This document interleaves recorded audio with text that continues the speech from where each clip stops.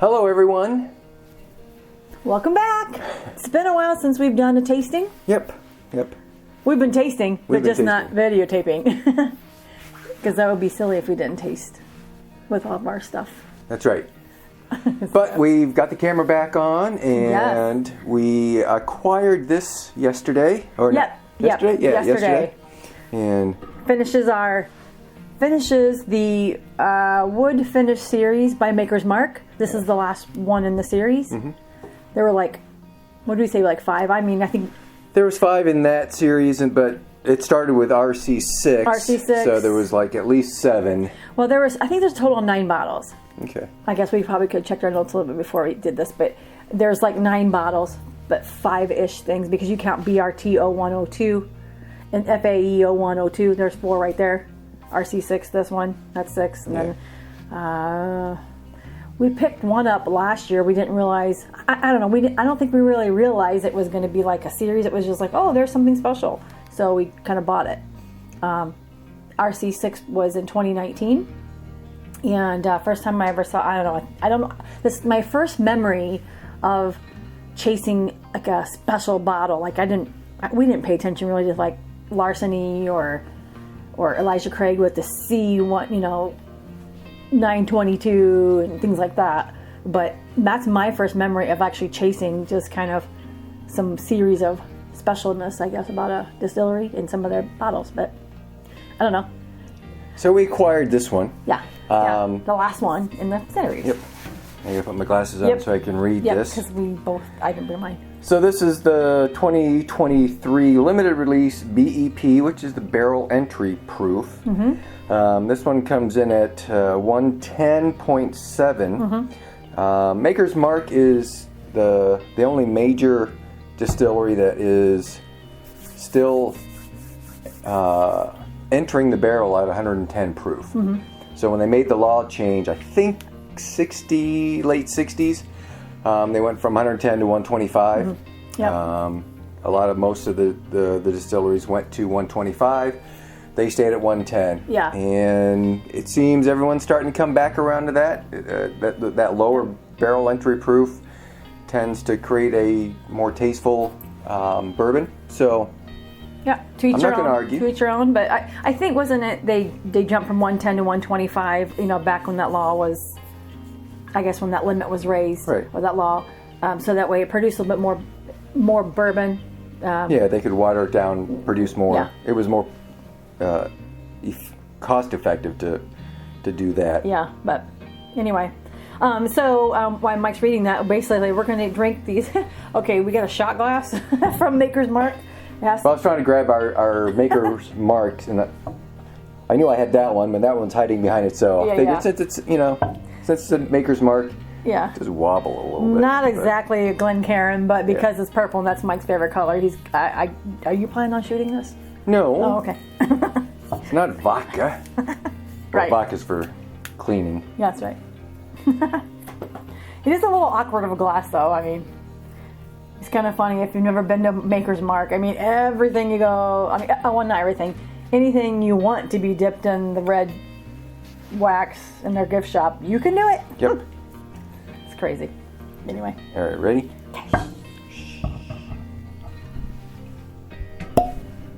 Ta-da! It was kind of weak. That was weak. It went. All right, here goes. Here goes. Oh. Got a good gurgle. You can't even really see it with that red. That's funny. I feel like this is the first time we have tried bourbon out of a shot glass. Oh, I'm sure it's not, but it's definitely the first one out of this one. We've never did a tasting with a shot glass. You sure you don't want a Glencairn on that? No, we got to go with the. So it's hard to tell what the color is on mine because we're not used to. Mine's kind of red, a little darker red. All right, so we will give you a color code later. Who knows? No, it's pretty dark though. I mean, from what I can tell though. I mean, come on. Yeah. Anyway. So what are you getting? I'm getting a lot of vanilla. Yeah, for sure. It's very, very sweet. not ethanol-y at all. At all. I get some brown sugar too. All right, I'm going in. Good. You going in.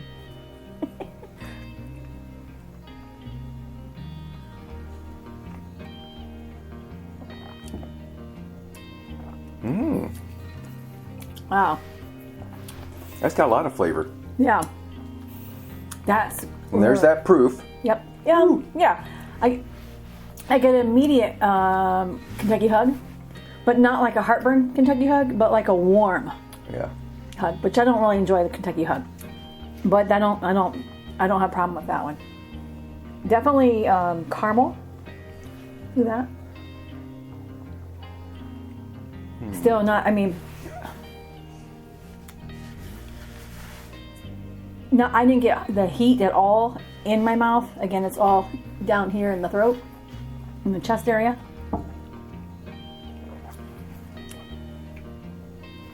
Now that second taste, definitely I get more flavor.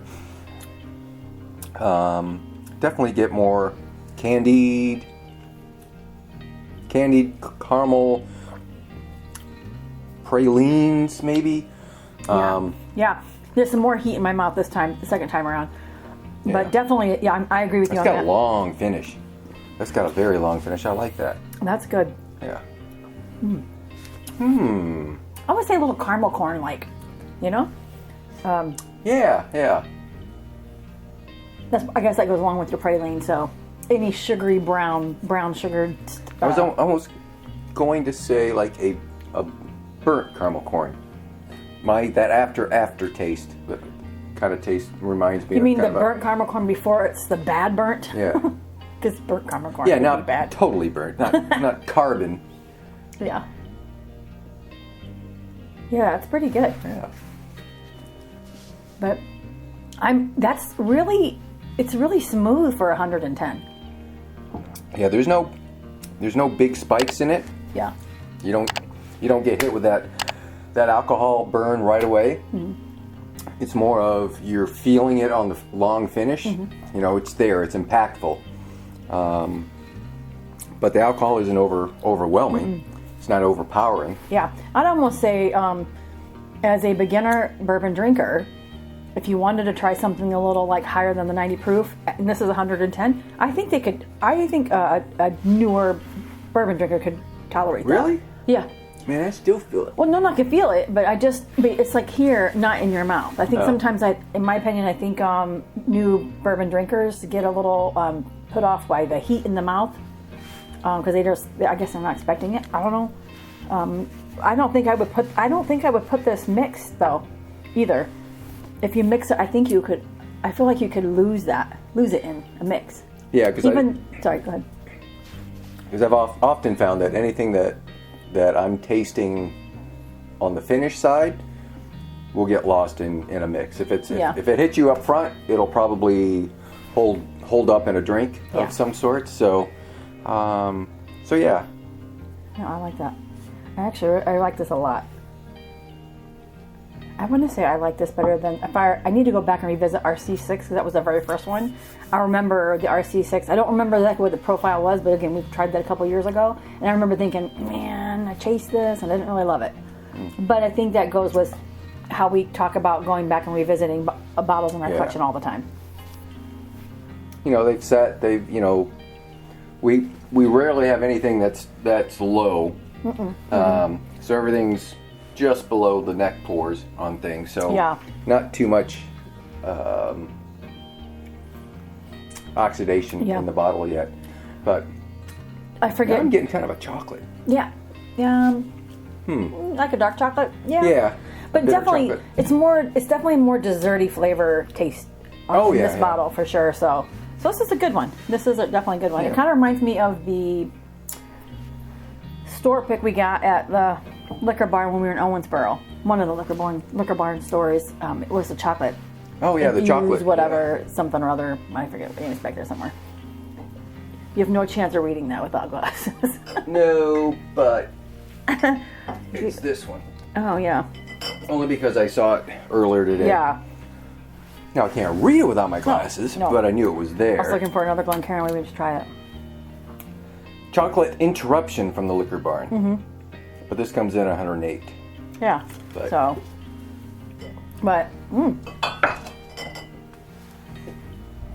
what else did I say? What do you know? What staves it was finished in? No, there are a bunch though. When I looked online, there was. I was hoping they'd say it on here, but they don't.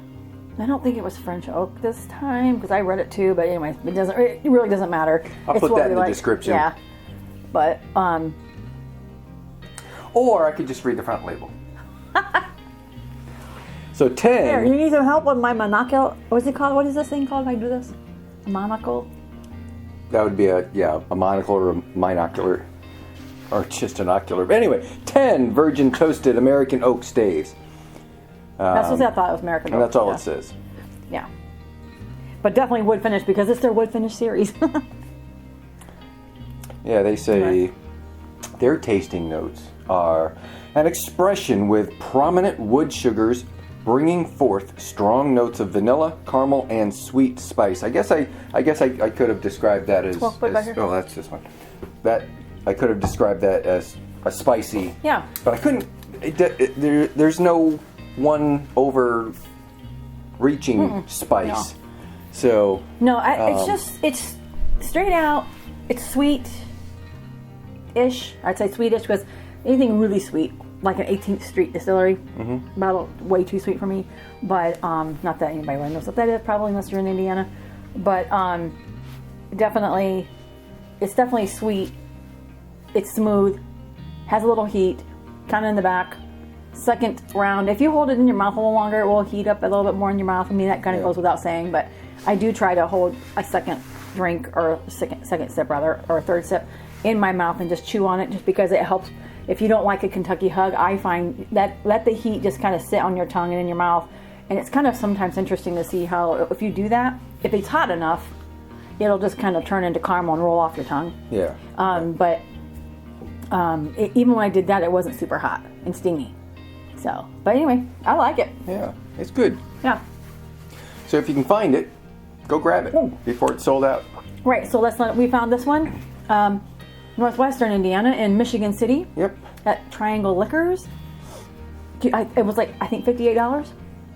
Yeah, it was around there. $58, $60, whatever. It was definitely MSRP. And then we just happened to find too that we sent a buddy down he was going through Kentucky, wanted a bourbon to hunt for us, which is kind of funny because we have a huge collection.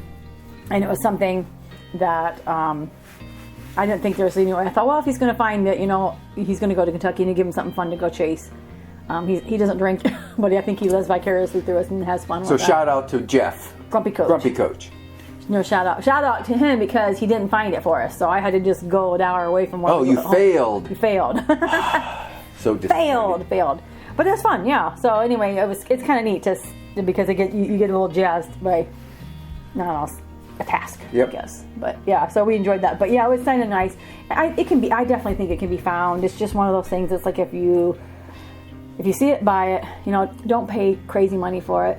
Although when we were down last November, Thanksgiving 2022, we were just bourbon hunting, having a long weekend, had fun. We were able to find the FAE 01, which at the time was not really, should I say, on the market at that time.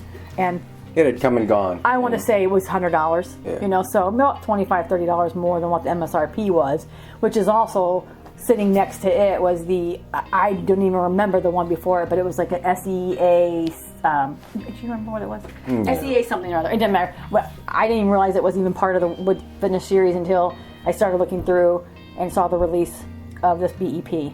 So with this bottle, it finishes the collection that we had, which we didn't know we were collecting. So anyway, well, I guess with that, we'll wrap it up and say you can find it, buy it. Yep. And I don't know about drinking it in a shot glass, but hey. I had to follow suit. If you turn it upside down, Anyway, subscribe, and share. And drink bourbon however you want to drink it, in whatever vessel you want.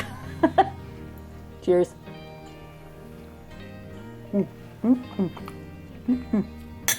Oh, wait. And love Always. wins. Shout out to Luca, Lucha, and Sarah. Of Leave Everything and Wander. Yep. Yeah, anyway. And goodbye, everyone. That's kind of a shout out to Carlos and No, that's Nikki. hello everywhere. I know, but we're at the end, so Oh, goodbye everywhere. yeah. And cut. Okay, good job, baby.